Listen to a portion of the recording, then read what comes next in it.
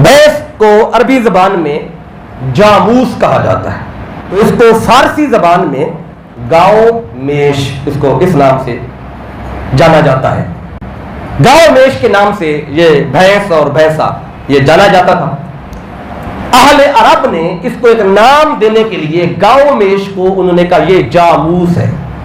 अब इसकी भी जो उलमाए लुगत हैं, जो लोग अरबी जबान के जो माहिर हैं, उन्होंने इसकी एक वजह बयान की है।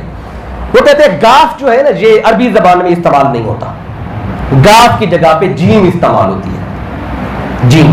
तो उन्होंने गाफ की जगह पे जीम लगाई है और शीन की जगह पे उन्होंने सीन लगा दी। इसको एक वजन देना था, उस वजन पर जो अरबी जबान के कवायद के खिलाफ भी ना हो, तो फाऊल एक वजन है, उस पे इन्होंने लफ्ज बना दिया अहले अरब ने जामूस। फाऊल की जमा आती है फवाइल और जामूस की जमा आती है जवामीस। तो ये अरब ने इसको लिया है।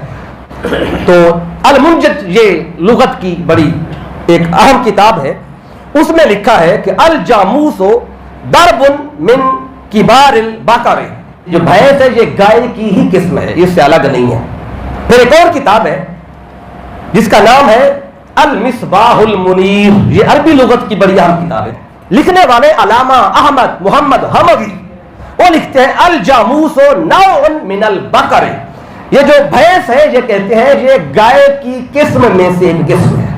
अलामा जुबैदी ये ताजुल उरूस ने लुगत की बड़ी अहम किताब लिखी है, उसमें आप लिखते हैं अल जामूस नौउन मिनल बकरे, वही बात कि ये जो जामूस यानी भैंस है ये गाय की ही नस्ल है, किस्म है। किताब का नाम है लिसानुल अरब, लिखने वाले हैं अल्लामा इब्ने मंजूर अफरीकी कि अल जामूस नौउन मिनल बकरे, कि ये जो भैंस है ये गाय की ही किस्म है। अब तफसीर की तरफ अगर चलें तो मुफस्सिरीन ने भी यही लिखा है, ये लुगत के इमाम थे अरबी लुगत के, उन्होंने लिखा। अब कुछ मुफस्सिरीन ने नहीं लिखा तो मुफस्सिरीन ने भी इसको लिखा है। तफसीर इब्न अबी हातिम को अगर पढ़े, उसमें इमाम इब्न हातिम लिखते हैं अल जामूसो वल बुख्तिजो मिनल अज़वाज समानियति, वो जो अल्लाह ताला ने 8 जोड़े बयान किए हैं कुर्बानी के लिए बहीमत व नाम में, आप लिखते हैं कि जो भैंस है और जो खुरासानी ऊंट है, बुख्ती ऊंट, कहते हैं ये भी उन्हीं 8 में शामिल है। एक और किताब है जिसका नाम है अल इरशाद इला सबील इरशाद, मोहम्मद अहमद हाशमी रहमतुल्लाह ताला, आप लिखते हैं सफ़ा नंबर 372 पर अल जवामीसो फिल अदाही कल बकरे, कहते भैंसे कुर्बानी में गाय की तरह ही है।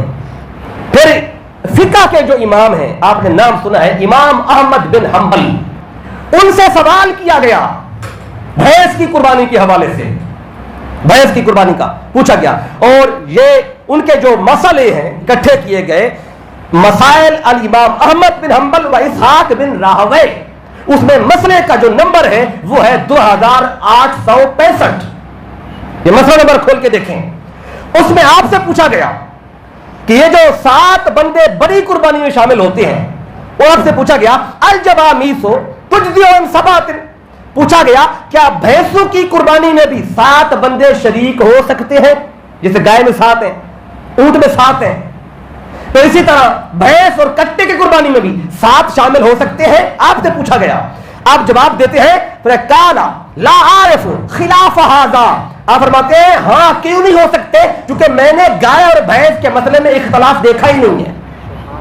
अलामा इब्ने कुदामा मकदसी रहमतुल्लाह ताला अलैह, इनकी किताब है अल काफी फी फिक्हिल इमाम अहमद, इसमें आप फरमाते हैं अल जवामीसो नौउन मिनल बकर, अब जो भैंसे हैं ये गाय में ही शामिल हैं, भैंस और गाय का एक ही हुक्म है। तो अलामा इब्ने तैमिया ने फतवा दिया, आपका फतवा है मजमूउल फतावा, उसमें आप लिखते हैं अल जवामीसो बिमंजिलतिल बकर, अब कहते हैं कि ये जो भैंसे हैं ये बकर यानी गाय की ही उसमें आती है, जैल उन्हीं के हुक्म में आती है, इन दोनों का एक ही हुक्म है।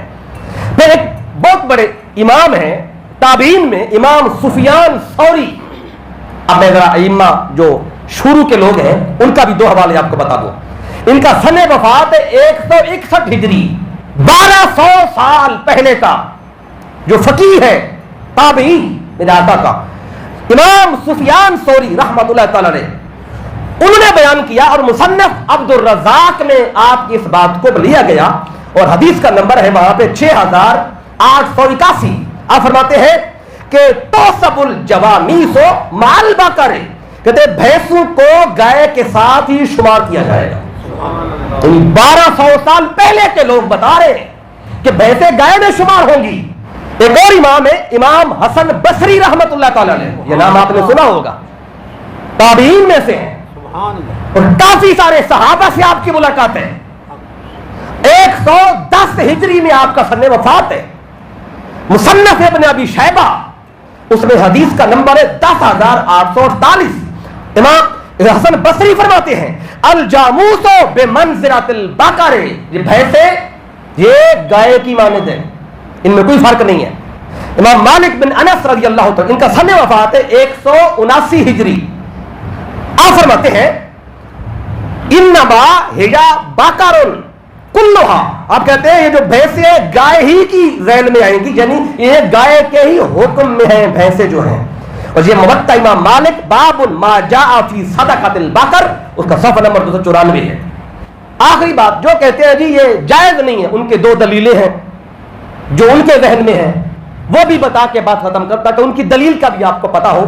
یہ دلائل میں نے آپ کو فقہ سے اور تفسیر سے تو سارے بتا دیے۔ جو کہتے ہیں جی جائز نہیں، پہلی بات تو یہ کرتے ہیں، وہ کہتے ہیں جی بہیمۃ الانعام جو لفظ ہے قرآن مجید میں، کہتے ہیں اس میں بھینس کا نام کوئی نہیں ہے، اس لیے بھینس کی قربانی جائز نہیں ہے، کیونکہ بہیمۃ الانعام جہاں یہ لفظ آیا ہے سورۃ الانعام کے اندر، اللہ نے وہاں آگے 4 نام بتائے، ان میں گائے کا نام تو ہے لیکن بھینس کا لکھا ہوا کوئی نہیں ہے، تو کہتے ہیں چونکہ اس میں لکھا ہوا نہیں ہے اس لیے جائز نہیں ہے۔ اب دیکھیں اس کا جواب سن لیں، یہ جو بہیمۃ الانعام جہاں یہ لفظ آیا سورۃ الانعام میں، جہاں اللہ نے آگے وہ ان 4 جانوروں کا ذکر کیا جس میں گائے، اونٹ، بکری اور مینڈا، جب ان کا ذکر آیا تو وہاں چونکہ بھینس کا لفظ نہیں آیا، تو اس کا جواب یہ ہے کہ دیکھیں بہیمۃ الانعام کا لفظ ہے پالتو جانور، اور اللہ تعالیٰ نے اس صورت کے اندر قید لگائی ہی نہیں ہے کہ پالتو صرف یہ ہے۔ بہیمۃ الانعام پالتو جانوروں کا ذکر آیا ہے، اور آیا کیوں ہے سورۃ الانعام میں، جہاں یہ تفصیل ہے آیا کیوں ہے اس کے پچھلا حصہ پڑھ کے دیکھ لیں، آیا رکوع کا قرآن کا پچھلا آیتیں پڑھ کے دیکھ لیں۔ مشرکین مکہ تھے، وہ ان جانوروں کے بارے میں ان کی بری عادتیں تھیں، وہ ان کو حرام کر دیتے تھے، کہتے جائز نہیں ہے، تو اللہ نے ان کا نام لیا بھی کافروں مشرکوں تم کہتے ہو یہ حرام ہے، تم اللہ کے حلال کو حرام کیوں کہتے ہو؟ ان کے جواب میں اللہ نے ان کا نام لے لیا۔ اور پوری سورۃ الانعام میں قربانی کا لفظ ہی کوئی نہیں، پوری سورت پڑھ کے دیکھ لیں قربانی کا لفظ پوری سورت میں یا قربانی کا مسئلہ پوری سورت میں ہے ہی نہیں۔ قربانی کا ذکر تو سورۃ الحج میں آیا ہے، ذکر ہی سورۃ الحج کے اندر ہے، اسے قربانی کی طرف جوڑنا یہ مغالطہ ہے۔ پہلا میں نے آپ کو جواب دے دیا۔ دوسرا جو دلیل ہے بعض لوگوں کی، وہ کہتے ہیں جی چونکہ یہ بھینس اور کٹا صحابہ اکرام نے اور میرے آقا نے چونکہ نہ بھینس کی قربانی کی نہ کٹے کی قربانی کی ہے، تو پھر ہم کیوں کریں؟ اب یہ دوسری دلیل ہے، اس کا بھی جواب سن لیں۔ جو کہتے ہیں نا علماء کے آقا نے قربانی نہیں کی بھینس کی اور کٹے کی، صحابہ نے بھی نہیں کی، ٹھیک ہے، اس میں کوئی شک نہیں، نہ آقا نے قربانی کی ہے نہ صحابہ کرام نے کی ہے، کیوں نہیں کی؟ سوال پیدا ہوگا، یہ بھینس جو ہے یہ عرب کا جانور ہے ہی نہیں، یہ تو جانور ہی عجم کا ہے، تو جب عرب میں جانور ہی نہیں تھا تو قربانی کیسے کرتے؟ تو جب نہیں ملتا تھا قربانی بھی نہیں کی۔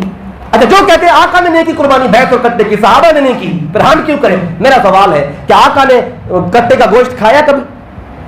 صحابہ اکرام نے، وہی وہ تو جانور ہی نہیں تھا، گوشت کیسے کھاتے؟ جب آقا نے گوشت ہی نہیں کھایا کٹے کا یا بھینس کا اور نہ صحابہ نے کھایا ہے، تو پھر آج فتویٰ کیا ہے کہ کٹے کا گوشت یہ کھاتے کہ نہیں کھاتے؟ سارا سال کھاتے۔ پھر آقا نے بھینس کا دودھ پیا زندگی میں کبھی؟ یا صحابہ اکرام نے بھینس کا دودھ پیا؟ نہ آقا نے بھینس کا دودھ پیا کبھی زندگی میں، نہ صحابہ نے دودھ پیا، پھر دودھ کیسے جائز ہو گیا؟ فقہاء نے، محدثین نے، مفسرین نے، سب نے کہا، میں نے 1200 سال کی تاریخ آپ کو بتائی ہے۔